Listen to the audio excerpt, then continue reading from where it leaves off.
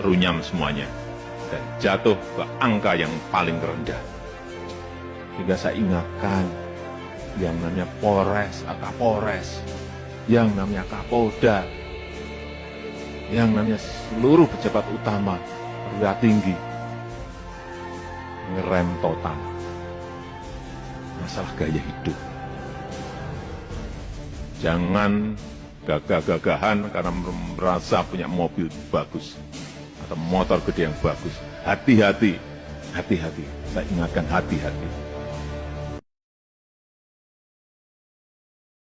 Kapan?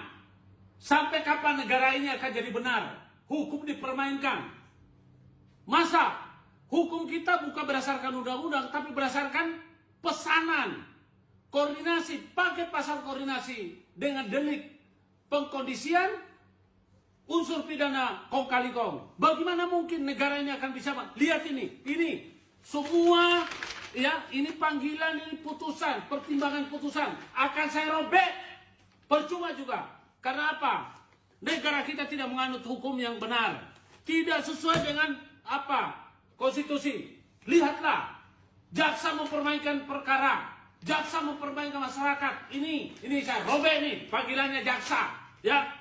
Saya pikir saya takut. Saya tidak takut.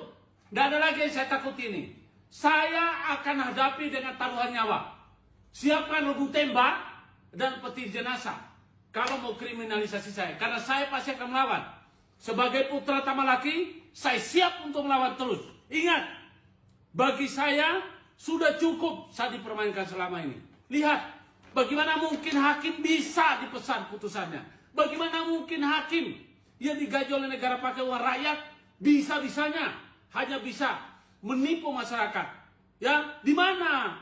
Bagaimana dengan pasal yang sudah diatur oleh Undang-Undang Kekuasaan Kehakiman? Tidak berdasarkan KUHP, tidak berdasarkan dengan KUH pidana.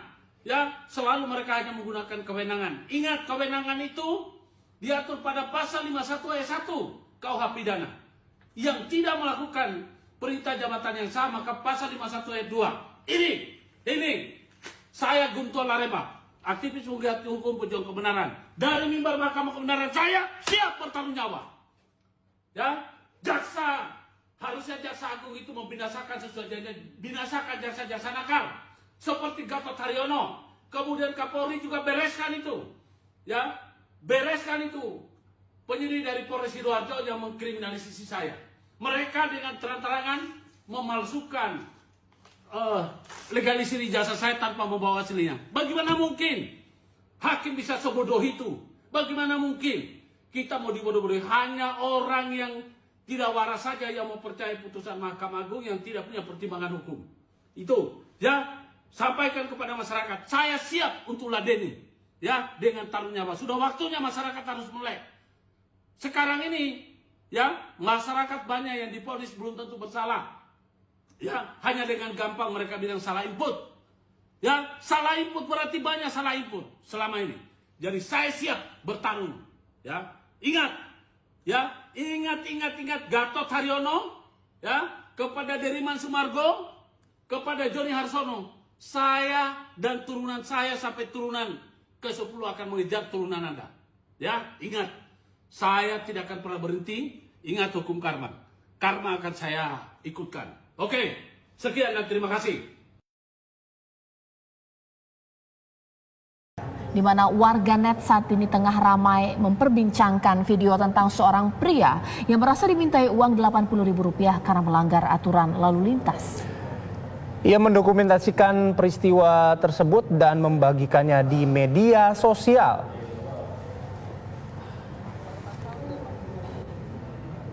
Mendingan kita ditilang aja Pak, tapi saya mau lihat masalahnya.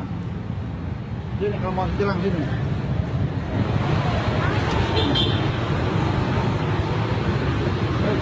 Kemana? Mau ke dalam? Hah? Mau ke dalam? Mau ke dalam ya? Nggak bawa surat kan? Nah. Punya SIM nggak Pak? Punya SIM nggak? Nggak punya SIM, nggak bawa surat. Per pasal 80.000 katanya Pak. Pak, seperti itu kamu, baca sini.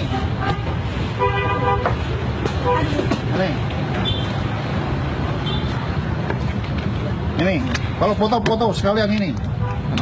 Ini tidak memakai helm. Denda maksimalnya 250 SIM 1 juta. STNK 500.000. Ini di pengadilan kan, Pak? Ada dulu di sini pengadilan denda maksimal ini. Kalau mau dibanting jangan di Pak, rekam nggak apa-apa kok, Pak. Kita udah ngelakuin berkali-kali, rekam nggak apa-apa, Pak. Enggak, Mbak, biarin aja Mbak saya yang ngurus. Ini kok pada takut direkam, saya bingung. Masuk semua loh Mas ini ke media, Mas. Kalau ini. Nah. Ini tidak pakai helm. 250.000 denda maksimal. Denda maksimal kan? Yang dibonceng. Enggak, yang saya mau nyari yang 80.000 per pasal yang mana, Mas? Nah, ini saya punya kebijakan. Kamu nggak usah rekam saya. Nggak apa-apa, Pak. Kamu cari penyakit kamu ya. Oh, saya nggak apa-apa, saya cari penyakit nggak apa-apa, nggak ada masalah, Pak. Ini direkam nggak ada masalah kok. Tilang aja udah. Ya udah tilang aja. Pokoknya Ya. Bapak tadi minta per pasal 80.000. Ya, ini saya rekam semua dari tadi. Ya. Dan Bapak katanya bisa nunjukin per pasal 80.000, tapi ternyata per pasal nggak ada yang 80.000. KTP-nya penyakit. Nama Bapak siapa, Pak? Nggak usah. Oh, nanti saya cari, Pak. Di Bogor, gampang, Pak. Iya. Coba, Bapak berani nggak nunjukin nama Bapak? Enggak, kamu nggak usah sebutin nama kamu. Saya laporin ke pusat aja nanti. Bapak minta per pasal 80.000 itu pungli loh, Pak. Mbak, biarin, Mbak. Per pasal 80.000, Mbak. Saya laporin ke Polda loh, Pak. Ini per pasal minta 80.000, aneh loh. Per pasal 80.000. Nah, enggak, lihat di sini. Mendingan kita ditilang aja, Pak. Ya, namun tidak jelas kapan peristiwa ini terjadi, namun setelah diunggah di sebuah grup di laman Facebook, video ini menjadi ramai karena dibagikan berulang kali. Pengunggah bernama Kaping menyatakan bahwa video direkam di Bogor, Jawa Barat. Punya SIM nggak, Pak? Punya SIM nggak? Nggak punya SIM, nggak boleh surat. Per pasal 80.000 katanya. Bersama 9 anggotanya diduga menjual barang bukti sabu-sabu seberat 1 kg hasil sitaan kepada bandar narkoba. Perwira menengah polisi berpangkat komisaris polisi itu kini ditahan beserta 9 anak buahnya.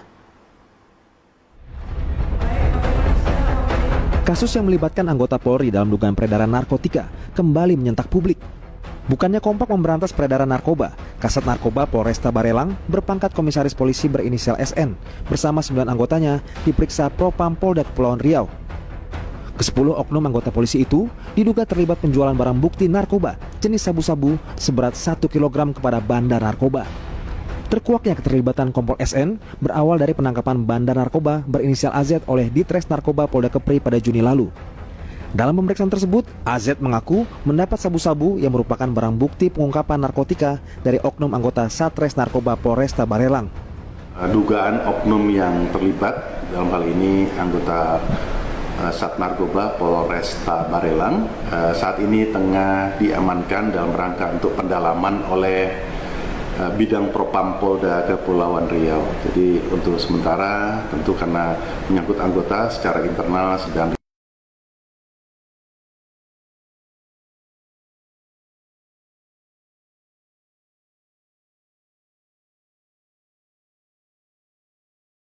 Inilah 2 anggota Polresta Banjarmasin, saudara, yang ditangkap pekan lalu dengan modus razia. Keduanya membawa kabur sepeda motor hasil tilang untuk dijual.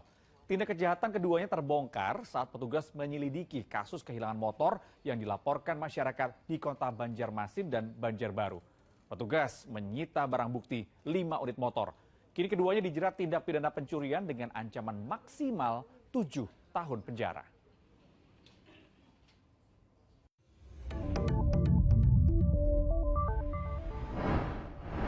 Di Medan ada nih kasus polisi menerima mobil curian inisialnya DP di Polsek Pantai Cermin, dan terus ini mobil curian itu mobil saya yang dicuri.